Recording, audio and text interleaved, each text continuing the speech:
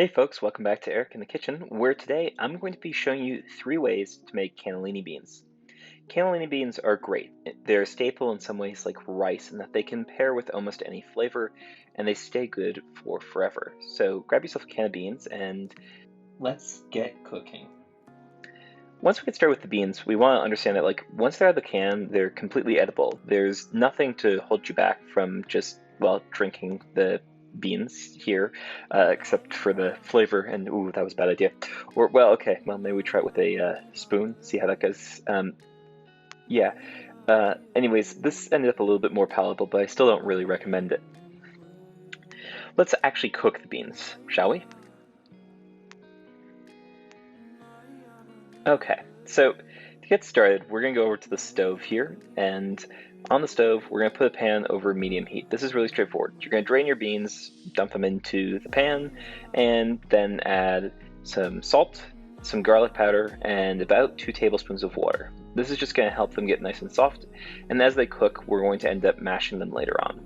So cannellini beans on their own, I find kind of a boring texture if they're not a variety of textures. That's known as sort of textural contrast, or dynamic sensory contrast, depending on who you're talking to. The real benefit here of giving some seasoning to the beans is pretty much everything's going to play well with garlic, and we'll get particular benefits from having seasoned the base here. So because there's some extra water going in, it lets you control the salt ratios and it'll get into the beans a bit more. This doesn't need to take too long. You're really just trying to warm the beans through, soften them enough that they sort of feel like they'll squish, and you're really going for the texture of almost like al dente pasta here to a little bit firmer. It takes me about 2.5 to 3 minutes on my stove to get it to the place that I'd like it to be. If you're finding that the beans are drying out a little too fast or things are bubbling, you can add a little bit more water. Then, once things are starting to soften up, you should be able to mash them pretty well with a rubber spatula. You're just going to want to go through, after having stirred them a little bit, just to make sure that everything gets distributed around and you don't want to burn anything. You'll be able to use that same rubber spatula to start pressing everything down. You want to really smush it, so take your anger out. Try not to break the rubber spatula, but you want to get a pretty good smush going here. You want to make sure that the beans, I'm aiming for about 50% of the beans being smushed, about 20% being pureed, and about 30% whole. That's about the ratio I go with, but depending on your tastes, you can go for whatever you'd like. Then things get pretty simple here. Once everything's smushed and once the water has cooked out, so you've got kind of a nice bean paste with some chunky beans in it, then you're good to go. And you could honestly eat this just like this, but we're going to start by preparing a few different toppings for this as well. To get started with our toppings, we're going to melt some butter over medium heat in a saucepan here. I'm just looking to get hot, and if you're just using fresh herbs like fresh basil or maybe some nice Thai bird's-eye chilies, you can use olive oil. In fact, that's probably even better here. But I'm using off-the-shelf spices so that you really don't have to worry about this and you can make it for any midweek meal. I like butter in this case, even though it's a little less healthy, because there's some water content in butter. It's going to help bloom the spices and bring out their flavors. So even if you've got something that's pretty dry and maybe 6 months old, putting it in hot butter is going to really help bring back the flavor of that. So we're going to bring this down. You're looking for about the point where it's foaming somewhat aggressively, but hasn't started to turn color. It hasn't calmed down from the foaming. It should be really hot. Obviously, you don't want to touch it, but you're going for bubbling and fully melted here before we add in the spices.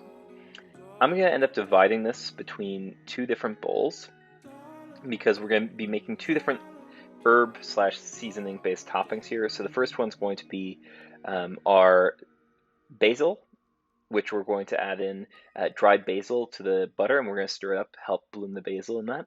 And then I'm also going to add in about 1.5 teaspoons to a tablespoon of this lovely chili that I have.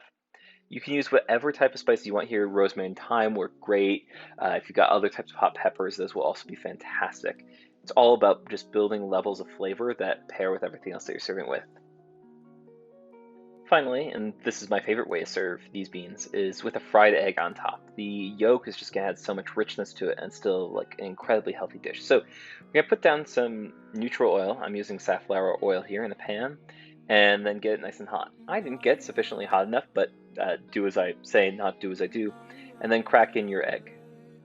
You're going to want to control this drop, otherwise it will spread out a little bit more than you'd like, but basically place it down in the pan in the hot oil, and we're going to let this fry. Over a high heat, this can be pretty fast if you have preheated your oil. If you haven't preheated your oil, you're going to have to wait around an annoyingly long period of time, but I'm going to speed up for you here. Then we're going to start basting our egg with some of the oil that's in the pan. This is going to help give you a little bit of the bubbles in the white of the yolk and help make sure everything cooks on top before the bottom gets too brown.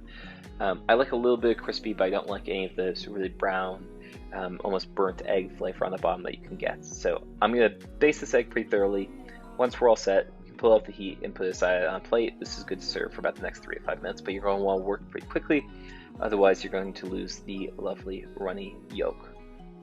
Finally, we get to my favorite part here, which is assembly. So given our beans, I'm just going to put them each in a bowl. Each bowl here is going to be about 180 calories all told with toppings. We're going to spoon these out roughly evenly. I mean, you could just honestly eat it out of the big bowl and mix everything together, but that'd be perfectly fine. But we're going to go for presentation here, or thumbnail, really. And we're going to try to evenly distribute these perfectly across the bowls. Then I'm just going to ladle some of the hot butter and herbs on top. I'm actually not going to use all of them here. I'm only going to end up using about 2.5 teaspoons of each of the butter mixtures. I melted down about 4 tablespoons of butter, and then I'm going to fold the other egg on top. And anyways, there you are. 3 beautiful bean dishes for really any midweek meal that you want. Breakfast, lunch, dinner, it'll fit as a side or as a main for any of them. This first basil one is nice. It's giving me almost chicken parm kind of feels just with the amount of basil that's there. It's really rich and sort of Italian-y with the basil. This is a nice, I like the beans, I really like the beans with some spice. It helps bring out almost the warmth that you get from Boston baked beans just without any of the tomato or other flavors. It gives some extra depth of flavor to the beans and it gives that longer warming on the palate, which is really pleasant. Then the last one here, of course, is the breakfast egg. This has to be my favorite. The yolk is oozing over the beans, and you just enjoy the texture of like a little bit of the crunch of the egg white that's crispy on the bottom, the runny yolk, and the flavor of the beans below that's really garlicky and rich. So this is a tremendous recipe. I hope you'll try all of these and let me know how it goes. So please do like and subscribe, and join me again next week if you've enjoyed this. There are new videos every Tuesday, and I'd love to see you back.